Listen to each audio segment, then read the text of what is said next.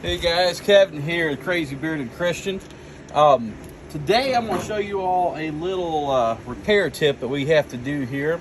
Some of you that own these M35a2s or the M35 series deuce and a half military trucks, sometimes you're going to find yourself in need of getting into this part right here. And so what I'd like to show you today is, first of all, how you get into this and how and why we need to get into this, because it's pretty important. So I'll try to make this as painless as possible for you, but this is a pretty important thing for us to do.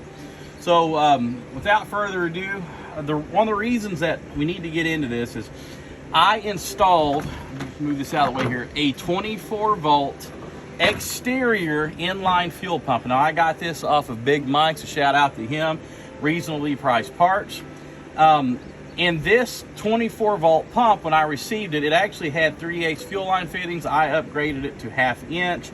Still working out a few kinks in that. I may actually have to replace these outer fittings because I bought them off Amazon and they don't seem to be as well made. So we'll see how that turns out.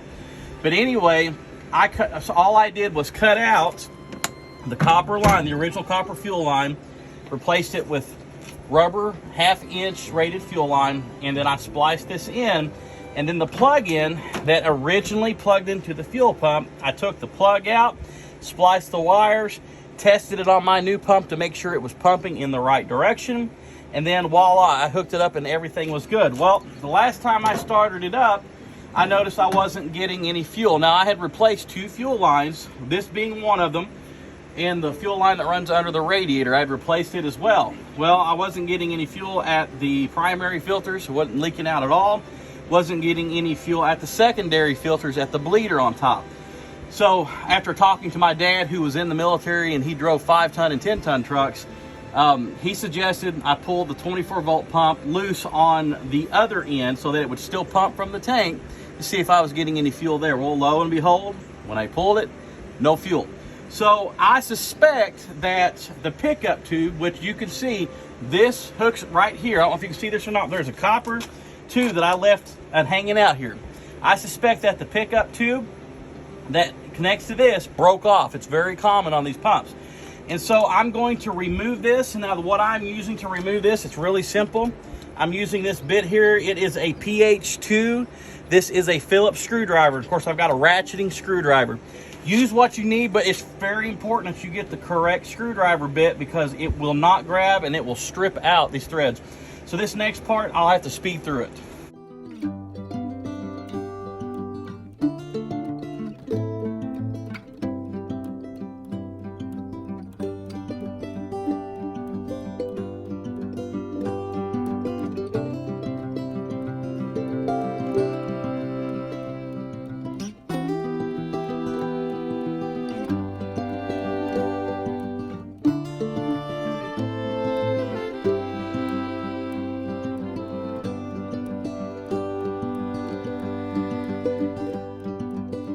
See this real well. Let me see if I can move the camera in just a little bit. So if you see these grooves here, all I did was cut out grooves where the flat screwdriver could fit right down in here. So look, get in here, and now it turns. You just have to be careful. You shouldn't strip this out. You may have to get a little bit wider blade on the screwdriver, but this should allow you to remove them. Now, I know you're saying, well, you're probably going to replace those. Yeah, I most likely will. But for right now, I'm just trying to get this out to see what's going on. When you're working with older tools like this or older parts, older trucks, sometimes parts like this, they just get worn. And when they get worn, they become a bear to get out. So you have to improvise, you have to adapt. I can always take one of these to the store, which is what I will do. And I will check and see what size it is, and then I will be able to match it up and just replace it. So let me put on a flat bladed screwdriver here, preferably a thicker one. This one looks like it should do the job. Little trick, get you another one. If you can't get them out, pop them right out.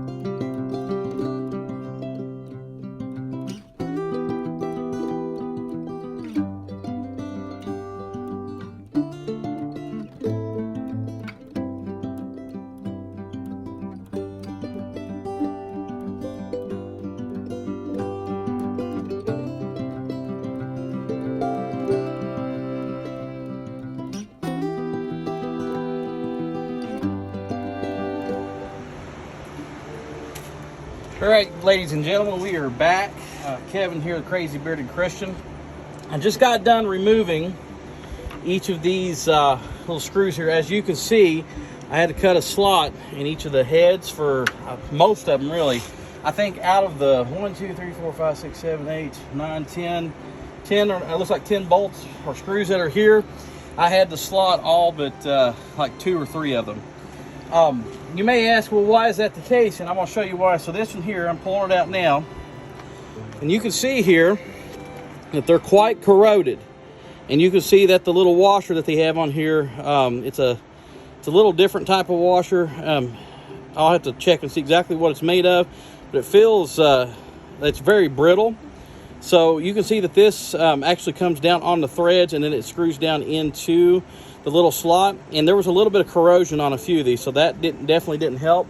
But I actually had one in here that was looked like it was cross-threaded, and so it was a little bit of a booger to get out. But that's a way that you can do this.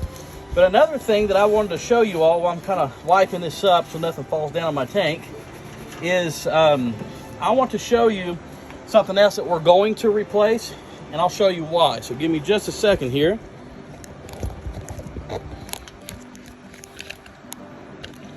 All right, so if you see right here, this seal, let me get something, maybe a little pointer to show you. So right here, right there, this seal, watch what happens when I push down on it. Okay, you see the liquid coming out from under that? Some of that's diesel fuel and some of that is what I sprayed. This tank has had a little bit of a leak, and I'll show you, let me zoom out just a little bit. And you can see the outline here. This tank's been leaking a little bit of diesel fuel. And so, since it's been leaking, there's a seal under there that we're also going to replace while we do this job. Why do we want to do that? Because we want to do it right. And if we don't, it's just going to continue to leak. And it is a hazard to leak diesel fuel. I haven't really driven this truck a whole lot of places, but when I did notice it, I parked it. And so, the fuel tank here, as you can see, there's a lot of old paint on here. We're just going to kind of wiggle it because I don't want to bend on the tank too much. And then I'm going to take my big handy flat screwdriver and I'm going to go between the seal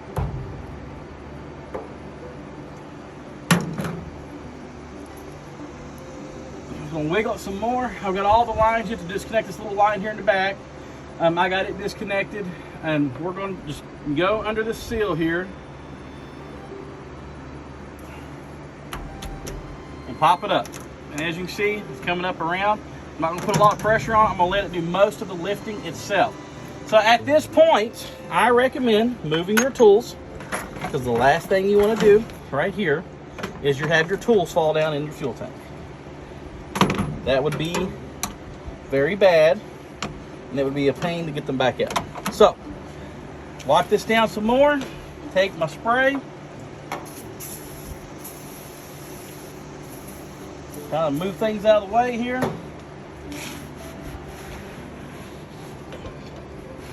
And yes, this is one of my wife's dishcloths that has turned into my rag. And folks, something else, you may have noticed that I have a box fan out here. Yeah, I know that manly men sometimes like to give each other, like to prank each other and like to kind of heckle each other a little bit. But the reason I'm doing this is when I first became a Christian, and especially before, I struggled quite a bit with anger. And it's a long story why, but I struggled with anger. And I found that, even though sometimes I still will struggle with anger a little bit, but not near as much as I did before I became a Christian. It's something I always work on. And if everybody's honest, everybody has something that they struggle with.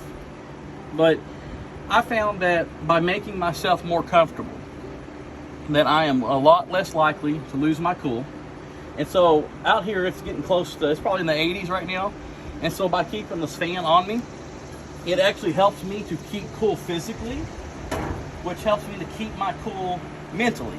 So being more comfortable is a huge help for me. And so that's why I'm doing this. And, for those of us that are fathers, or, even if maybe you're a mom, you have children, they're watching us and they're going to learn their habits from the ones that are closest to them. And typically that's their parents or maybe it's their grandparents, or, you know, it depends who they're living with. So remember, you're being watched, and even though some people think it's funny to see their kids cuss, to see their kids carry on, folks, we want good citizens. We want people to grow up and be respectful. We want people to grow up and be excellent to each other, as Bill and Ted used to say. And so just keep that in mind. You're being watched, especially by children, and so we want to do what we can to keep our cool and to live a Christ-like life. All right, so let's lift this tank or pump here and see what we're dealing with. All right, now you may have to finagle it just a little bit because this one has some clips. I held it on. All right. Oh yeah, that looks nasty. I bet you that's collapsed. That's probably your problem. So we're gonna get this out of here. Oh yeah. I think I'm starting to see the issue here. Come on, puppy. There you go. Lift it out there.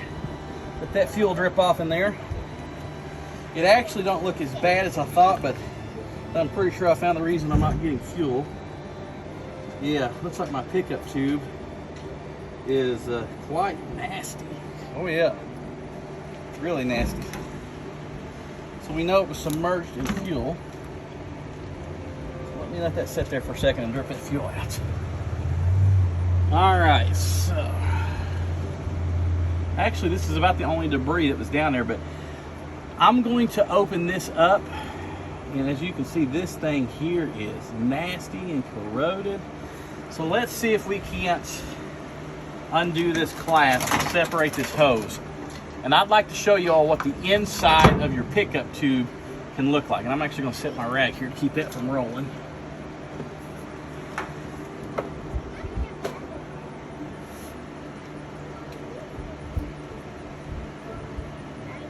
And this looks to be just ½ inch, or I think it's ½ inch fuel line it's on this.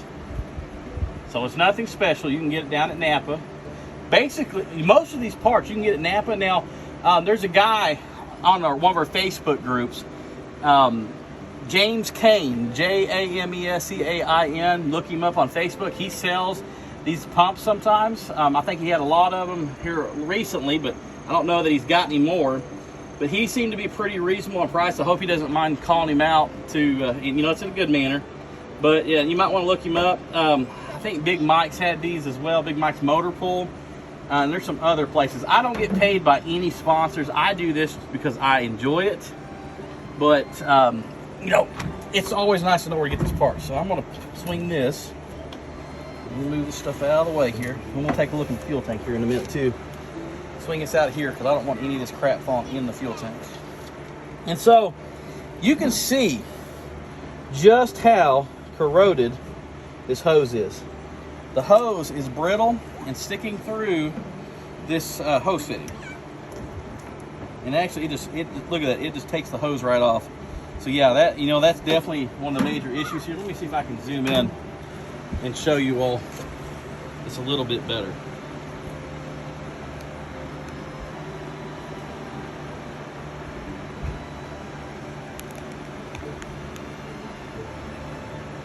That seems to be good right there. I'll try to stay out of the way here.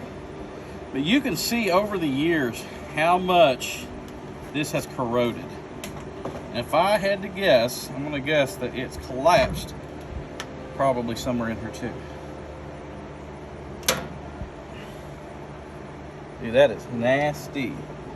And I'll check this pump out here in a minute too. I'll take a look at it, get it cleaned out nice and good. While it's sitting here, I'm actually going to spray it and let it be soaking there. All right, I'm gonna take my rag, cover up my opening, put this on the corner of it. All right, we are back. And so I'm gonna show you all something else too while we've got this out of the tank. This system here is relatively simple, but one of the things that can cause this pump to not work is right under this cap. Now this is a 7/16, and I'm just going to remove this cap here. You can see it's got these nuts that holds it on. I'm going to loosen them so I don't bust the cap or nothing like that. So See, that one was actually kind of loose. Alright, and we're just going to spin these off. Be careful not to put our tools anywhere they're going to go for a ride. Alright, I guess I need that again.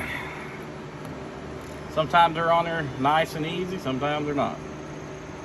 One thing about these trucks, a lot of vibration. Don't ever take anything for granted on old trucks, because they can definitely have their issues.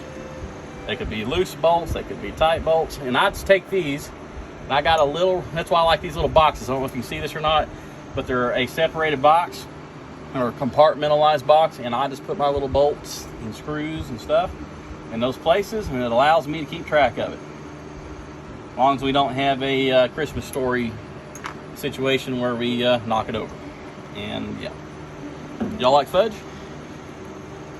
All right. Spin that off. Alrighty, now. Find my handy dandy screwdriver here. I got a little flat one, there it is. Just going to easy, see separation? Oh yeah, here comes the nastiness. Separate this gently. There is a wire under here, so you don't want to just jerk on it. And there's my fuse. And lo and behold, my fuse is blown, which is probably the reason my pump quit working. It actually would definitely quit working with the blown fuse. And so these are slow blow fuses. I believe that they are something like a 3 to 4 amp or a 4 to 5 amp slow blow.